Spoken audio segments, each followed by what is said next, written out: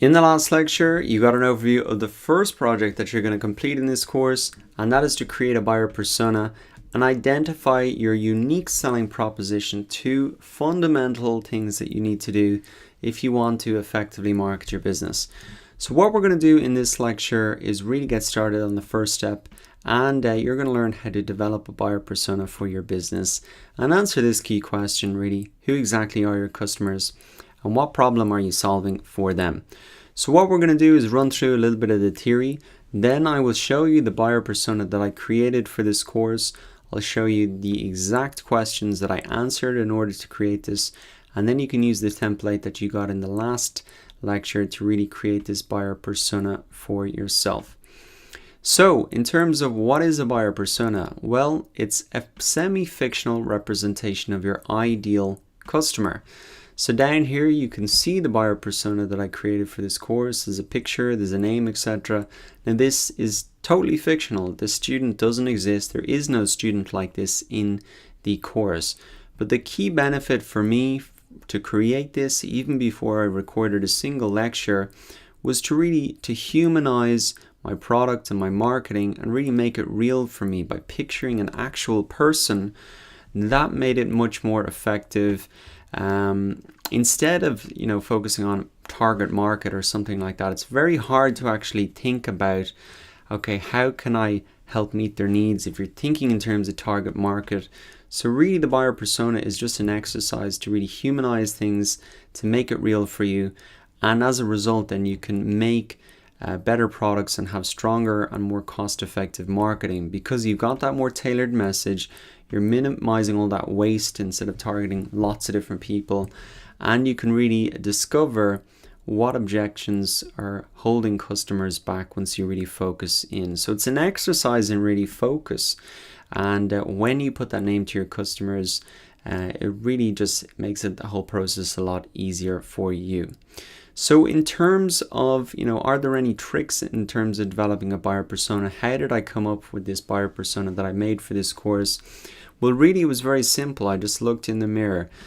If you have an idea for a business, an app, a course, whatever it is, a service, more than likely it came from a frustrating experience that you had, a problem that you needed fixing, or a solution that didn't get the results that you wanted or was just too hard to implement. So there could be a solution out there, but it's just too hard to do.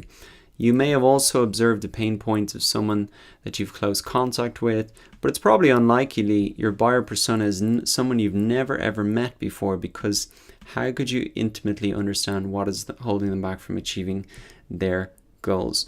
So this is really the easiest way to develop a buyer persona. If you are scratching your own itch and creating a solution, more than likely the buyer persona is yourself. Now, I know that might not be the solution for everybody, so in the next lecture I'll look at 8 more ways to gather buyer persona data. But just to keep it simple for the moment, and just so we get through all the concepts, let's just stick to that in terms of being the way that you develop a buyer persona. Now, let's look at how you actually answer the questions. In terms of the example that I've shared with you, what are they trying to achieve? This is the first question that you're going to get. So, this is a key thing that you need to understand. For me, I understood that my buyer persona wanted to launch and market a new business online from scratch. I gave him a name, John, an age 29, male, from the US. He's working full time, so this is kind of a side project for him. I'll just add that in for the moment. I just imagined he wasn't married and he didn't have any children, and the specific problem that he had is that he was overwhelmed, didn't know where to get started, needs a step-by-step guidance to get from zero to his first customers. So this is essentially the problem that I had maybe 2 years ago. This is exactly what I wanted to do. I didn't find the solutions out there. Very overwhelming, the online marketing world. Nobody really guiding you from start to finish. And that is really why I created this course, to solve my own problem, not that I have now, but that I had, maybe 2 years ago. So some of the places that I imagined that my buyer persona will be looking to solve this problem would obviously be on Udemy. If I'm creating a course, you look at the marketplaces where your product is being sold.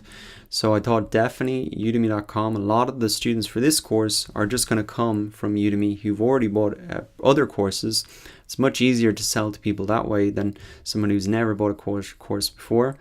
Obviously YouTube, there's kind of a lot of video tutorials there. Google, obviously such a big place, and some competitor blogs as well. So what I would recommend you do is go ahead and fill these out for yourself. Even if you're not, if you're working for a company, you're developing a buyer persona on behalf of somebody else, you should have a clear idea about what they are trying to achieve and really who they are.